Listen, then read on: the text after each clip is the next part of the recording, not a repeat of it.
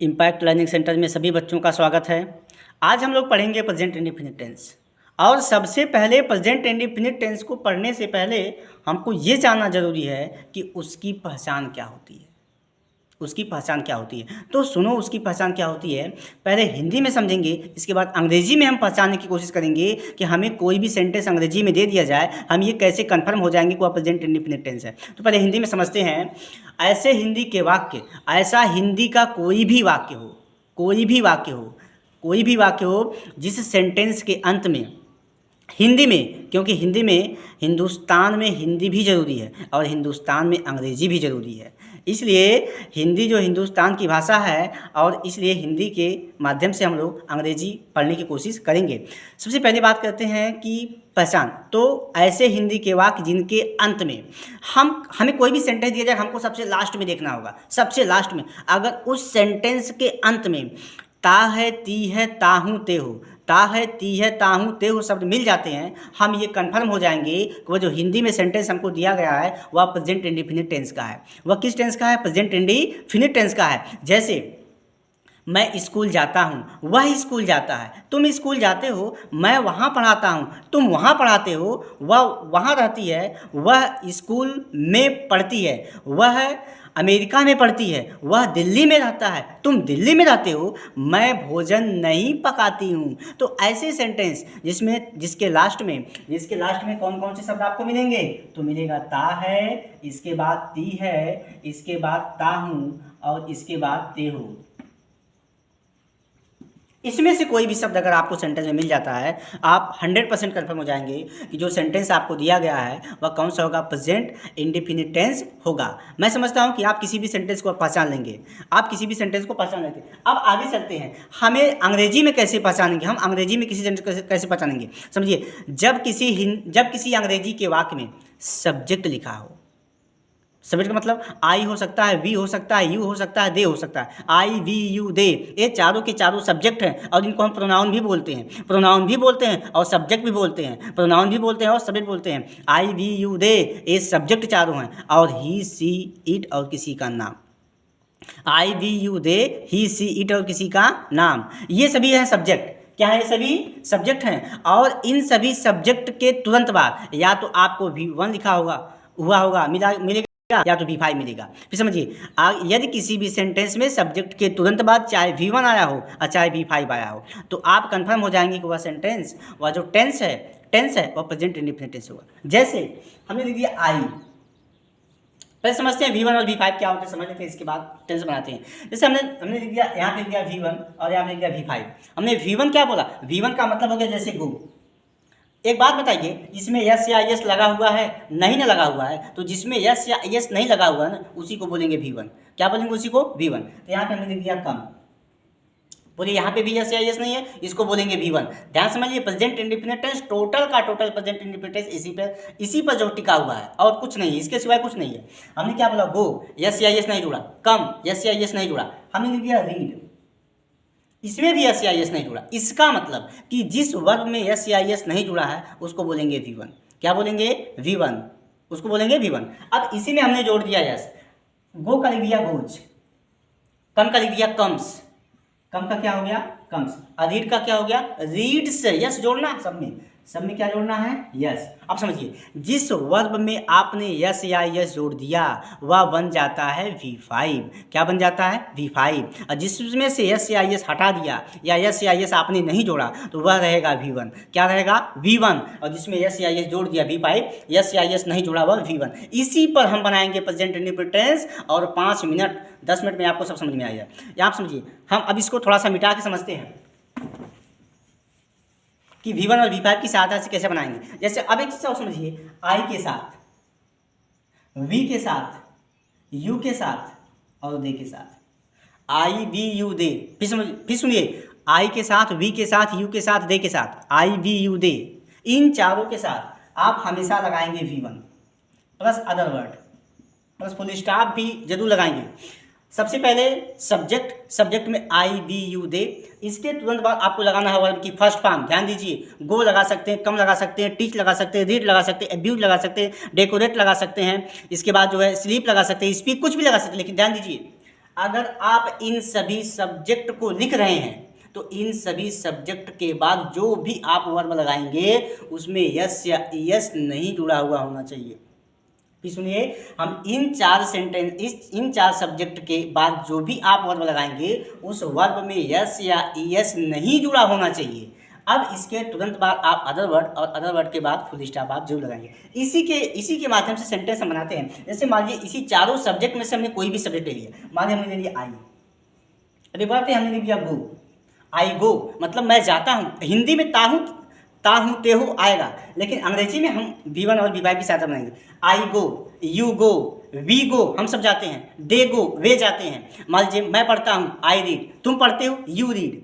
इसके बाद तुम स्कूल जाते हो, यू गो गोज नहीं लिखेंगे, you go to school, you go to school.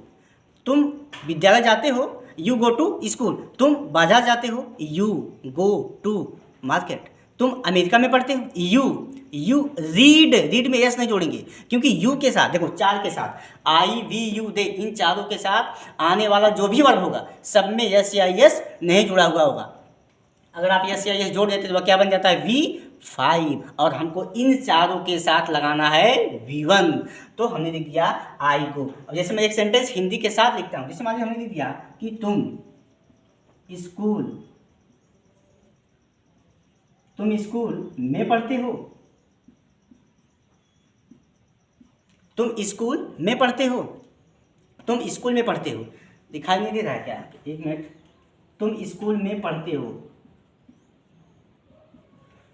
तुम स्कूल में पढ़ते हो। अब देखिए यहाँ पे सबसे पहले हम ये थोड़ा सा बात कर लेते हैं सब्जेक्ट के बारे में।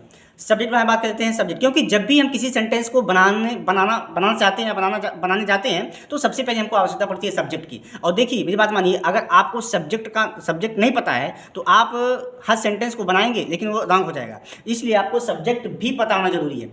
अब समझिए, इस संसार में, इस दुनिया में जो कोई भी व्यक्ति आया है, जो कुछ भी आया है, देखो जिम्मेदारी तो उसकी ही बनती है, उसको कुछ न कुछ काम करना चाहिए, कुछ न कुछ काम करना चाहिए, चाहे वो कोई भी हो। अब यहाँ पे समझिए, यहाँ पे तुम स्कूल में पढ़ते हो, यहाँ पे देखिए जो काम हो रहा है वो पढ़ने का हो रहा है। इसमें जो काम हो रहा है वो पढ़ने का काम हो रहा है, और पढ़ने का काम जो कर रहे हैं वो मिस्टर कौन है? तुम। अब देखिए, जब किसी भी सेंटेंस में जिसके द्वारा काम किया जाता है, मतलब कि जो काम करने वाला है, जो भी व्यक्ति हो, इसी को बोलते हैं सब्जेक्ट।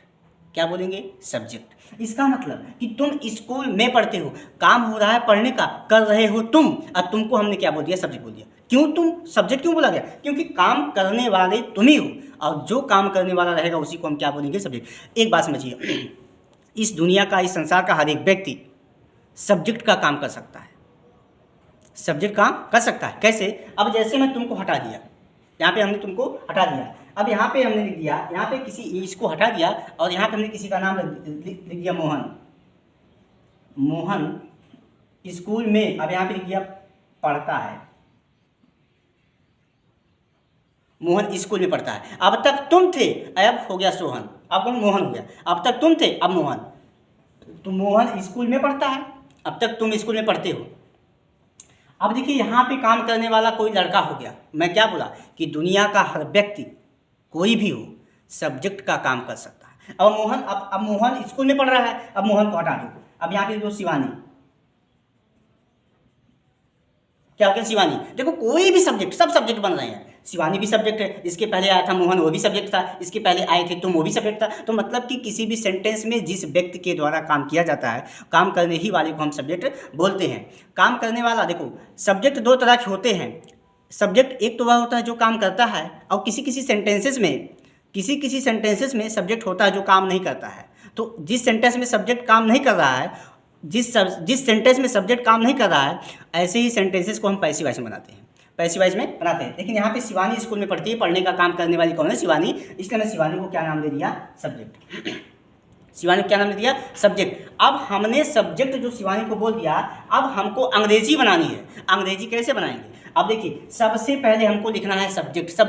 देखिए कोई भी सेंटेंस आप बनाते हैं पूरे ब्रह्मांड का, तो सबसे पहले आपको सब्जेक्ट ही लिखना पड़ता है। किसी भी टेंस की बात कर दीजिए। तो हमने शिवानी का नाम सबसे पहले लिख दिया। अब हो गई शिवानी। अब इसके बाद देखो दो चीज प्रेजेंट इंडेफिनिट टेंस बनाएंगे, दो चीज ध्यान देना। एक तो ध्यान देना V1 और एक तो ध्यान देना V5।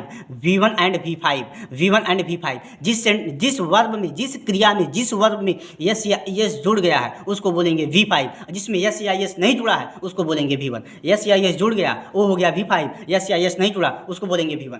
तो यहाँ पे अब देखिए मैं आपको एक चीज बता दिया किस किस के साथ V1 और किस किस के साथ V5 आता है। तो इन चार के साथ I V U दे, इन चारों के साथ आप लगाएंगे V1। और यहाँ पे समझ लीजिए किसके साथ आएगा V5। यहाँ पे लिख देते हैं ही के साथ, सी के साथ, दिखाई देगा ही के साथ, सी के साथ और इट के साथ और किसी का नाम है ही सी इट और किसी का नाम, ही सी इट और किसी का नाम। इन चारों के साथ हमको लगाना है V5। क्या लगाना है? V5। ध्यान दीजिए सब्जेक्ट के तुरंत बाद, सब्जेक्ट के तुरंत बाद आपको V1 और चाहे V5 लगाना पड़ेगा। अब देखो पूरे संसार का कोई भी ऐसा सेंटेंस, कोई भी ऐसा सेंटेंस, कोई भी ऐसा सेंटेंस जिस सेंटेंस में सब्जेक्ट के तुरंत बाद या तो V1 आया हो या तो V5 आया हो, या तो V1 या तो V5 आया हो, तो कान और आंख दोनों बंद करके बोल सकते हो कि वह जो सेंटेंस है तुम्हारे सामने वह प्रेजेंट इंडेफिनिट टेंस का है।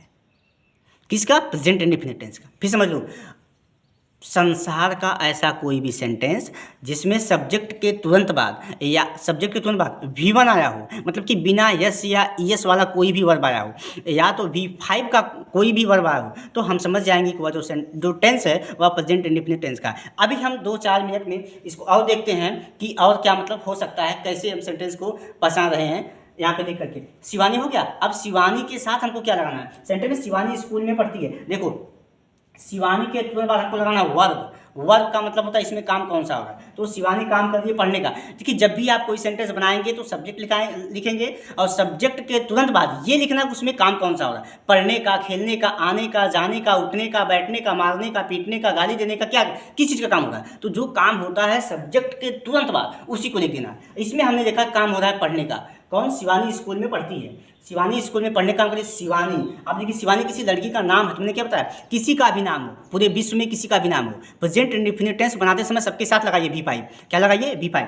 तो शिवानी के साथ हमको क्या लगाना है? V5। क्यों लगाएंगे V5? क्योंकि शिवानी किसी लड़की का नाम है और नाम चाहे लड़की का हो चाहे लड़के का हो, किसी का भी नाम हो, तो नाम के हम साथ लगाते हैं V5। तो इसीलिए लगाते हैं V5। किस में लगाएंगे? जो काम हो रहा है उसको पहले देखेंगे। काम कौन सा? पढ़ना। पढ़ना किसके मीन से होता है? रीड। रीड में जोड़ देंगे यस, बन जाएगा V5। तो शिवानी के साथ V5। शिवानी रीड से क्या पढ़ती है? शिवानी रीड से उस स्कूल में पढ़ती है, विद्यालय में पढ़ती है, तो इन स्कूल। यहाँ पे डालेंगे Shivani reads in school, full stop. Shivani reads in school, Shivani school में पढ़ती है। Shivani reads in school, Shivani school में पढ़ती है। अब यहाँ पे शिवानी की जगह आप किसी का भी नाम लिख लीजिए। किसी का? Shivani, Geeta, Sita. Shivani reads, Geeta reads, Saloni reads, कोई भी किसी का भी नाम लिख सकते हैं। Sohan reads, Mohan reads. मोहन किसी का नाम है। तो सभी के साथ आज के बाद दिमाग में रख लो कि सेंटेंस में अगर सब्जेक्ट है, अगर और वह सब्जेक्ट किसी का नाम है चाहे ही है सी है, तो सभी सेंटेंस में सब्जेक्ट के बाद अगर इस सभी सब्जेक्ट के बाद V5 आया है, क्या आया है? V5, तो टेंस कंफर्म हो जाएंगे तो वह प्रेजेंट इंडेफिनिट टेंस है। कौन सा? प्रेजेंट इंडेफिनिट टेंस है। तो फिलहाल प्रेजेंट इंडेफिनिट हमने कितना चीज़ें पढ़ी, एक बार रिपीट कर लेते हैं। हमने पढ़ा कि हिंदी में जब आप सेंटेंस आपको दिए जाएंगे तो उसमें ता है, ती है, ता हूँ, ते हो आएंगे। जैसे मैं पढ़ता हूँ, मैं खेलता हूँ, तुम पढ़ते हो, वह खेलती है, कुछ भी ऐसे सेंटेंस आपको मिलेंगे ता है, ती है आपको लास्ट में आएगा। अंग्रेजी में क्या आएगा? सब्जेक्ट देखेंगे, सब्जेक्ट के तुरंत बाद या तो आपको V1 आएगा या तो V5 आएगा, तो हम कंफर्म हो जाएंगे कि प्रेजेंट इंडेफिनिट। अभी आप बनाने के लिए सीखिए, बनाने के लिए फिर हम इसके बाद आपको प्रैक्टिस करवा देंगे सेंटेंस को बना करके जो है, और खुद आपसे भी बनवाएंगे। तो यहाँ पर क्या हो गया, इसके बाद जो है शिवानी किसी का नाम था, और हमने ये भी पढ़ लिया कि किसी भी सेंटेंस जो होगा आई के साथ, वी के साथ, यू के साथ और दे के साथ V1 लगाएंगे, और ही, सी, इट या किसी का नाम होगा तो V5 लगाएंगे। अब आप कोई भी सेंटेंस बनाइए, आई, वी, यू, दे के साथ V1 लगाइए। जो मन करे दुनिया का डिक्शनरी का कोई भी वर्ब लगा दो, वह V1 होना चाहिए। इन चारों के साथ कोई भी वर्ब लगा दोगे वह प्रेजेंट इंडेफिनिट टेंस ही बनेगा। उस टेंस की कोई औकात नहीं होगी कोई और टेंस बन जाए।